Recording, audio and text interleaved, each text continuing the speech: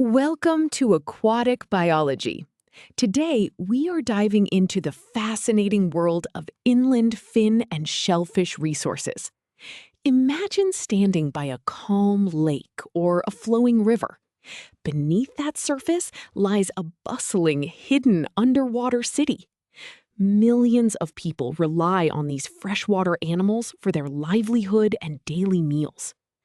Understanding these resources is absolutely crucial for keeping our freshwater ecosystems thriving and ensuring global food security. Let us begin our exploration. Now that we have introduced our topic, let us define exactly what we mean by inland fin and shellfish resources. In scientific terms, these refer to populations of valuable aquatic animals living in freshwater ecosystems, such as rivers, lakes, reservoirs, and wetlands. We divide them into two main groups.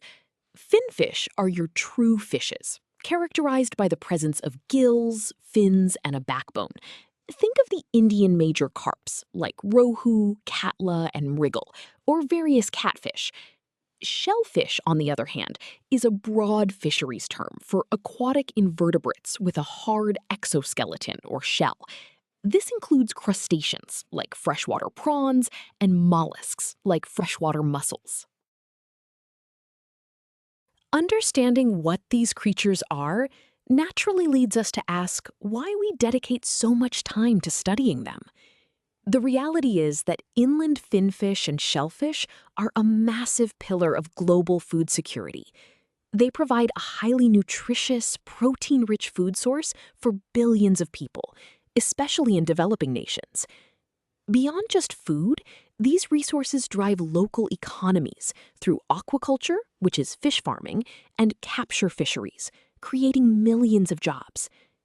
Ecologically, these animals act as vital indicators of water quality. For instance, a sudden drop in a freshwater prawn population might warn us about dangerous water pollution before it ever affects human drinking water. Knowing how important these ecosystems are, we must ask how aquatic biologists actually manage them. To properly manage these inland resources, scientists cannot just guess if a fish population is healthy. They need precise mathematical tools to measure growth and well-being. One of the biggest challenges in the field is weighing a live, slippery fish without harming it. Mathematical models solve this by allowing biologists to estimate the weight of a fish or prawn simply by measuring its length, which is much easier and safer to do in the wild. By understanding how an animal's weight increases as it grows longer, scientists can assess the overall health and environmental suitability of the habitat. Before we look at the specific formula for estimating weight, we need to understand how these animals actually grow. As aquatic animals grow longer, their overall body shape can change in different ways. Biologists categorize this into two main types of growth. Isometric growth occurs when an animal grows equally in all three dimensions. In this case, the fish's proportions remain exactly the same. It just gets bigger overall. On the other hand, allometric growth occurs when an animal becomes noticeably plumper or thinner as it lengthens. Understanding whether a specific species of finfish or shellfish follows an isometric or allometric growth pattern is absolutely crucial because it directly determines the mathematical parameters we use to estimate their harvestable meat. Now that we understand these different growth patterns, let us look at the mathematical equation that captures them. Conceptually, this formula models how an animal's mass scales as its linear dimensions increase. The formula is W equals A times L raised to the power of B.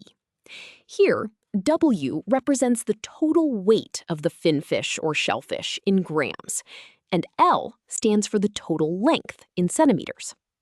The symbol A is a constant, known as the intercept, which describes the initial growth coefficient specific to that species and its environment. The symbol B is the allometric growth parameter. If B equals 3, the fish grows equally in all dimensions, known as isometric growth. If length increases, weight increases exponentially based on this power of B. Now that we have our formula, let us see this with a concrete example. Imagine you are an aquatic biologist studying giant river prawns. You catch a prawn and measure its length to be 10 centimeters. From previous studies, you know the growth constant A is 0.02, and the allometric parameter B is 3. We want to find the expected weight. We start with our governing equation. W equals A times L to the power of B. Substituting our known values, we get W equals 0.02 times 10 cubed. Cubing the length gives us 1,000. Multiplying this by the initial growth coefficient gives a final weight of 20 grams. This means a 10-centimeter prawn yields 20 grams of harvestable meat, allowing fishers to estimate their total harvest without weighing every single catch. Having calculated a specific weight, let us visualize what this growth looks like across a whole population. Here we see the length-weight relationship curve. Notice the horizontal axis represents the total length in centimeters, ranging from 0 to 30. The vertical axis represents the total weight in grams, going up to 300. The solid black line curving steeply upwards shows the exponential relationship, governed by the equation W equals A times L to the power of B. As you move to the right along the length axis, the weight does not just increase steadily, it shoots up exponentially. This diagram teaches us that even a very small increase in the length of a fish or prawn results in a massive gain in harvestable meat, which is a crucial concept for aquaculture managers. The growth curve we just saw gives us a general baseline. But what about the health of one specific fish? While the length-weight relationship provides a general growth curve, biologists also need a quick way to check the plumpness or immediate health of an individual fish compared to the ideal standard. Think of it like a body mass index for fish and shellfish. This allows researchers to compare the health of inland resources across different lakes or rivers. A higher condition factor indicates a healthy, well-fed fish living in a resource-rich environment. Conversely, if a fish is long but very light, the factor drops significantly. This low factor suggests starvation, disease, or poor water quality, alerting biologists that the inland resource is under severe environmental stress. To quantify this plumpness, we use a specific mathematical model. This brings us to Fulton's condition factor. Conceptually, this formula normalizes the weight of the fish against its cubed length to give us a standardized health score. The formula is K equals 100 times W divided by L cubed. Here, K represents Fulton's condition factor, which is a dimensionless number used to grade the health of the fish. W is the weight in grams, and L is the length in centimeters. The number 100 is simply a scaling factor, used to bring the final value of K close to the number 1, making it much easier for biologists to read and compare. The L cubed term assumes the fish is growing isometrically. If weight decreases due to lack of food while length remains the same, K will drop. Now that we have defined Fulton's condition factor, let us apply it to evaluate a real fish. Imagine you're evaluating the health of a rohu carp in a newly established aquaculture pond. You capture a sample fish and find it has a length of 20 centimeters and a measured weight of 120 grams. We need to determine if the pond is providing enough nutrients. We start with our formula, K equals 100 times W over L cubed. We substitute 120 for W and 20 for L. First, we cube the length 20, which gives us 8,000. Next, we divide the weight 120 by 8,000, yielding 0.015. Finally, multiplying by the scaling factor of 100 gives a condition factor of 1.5.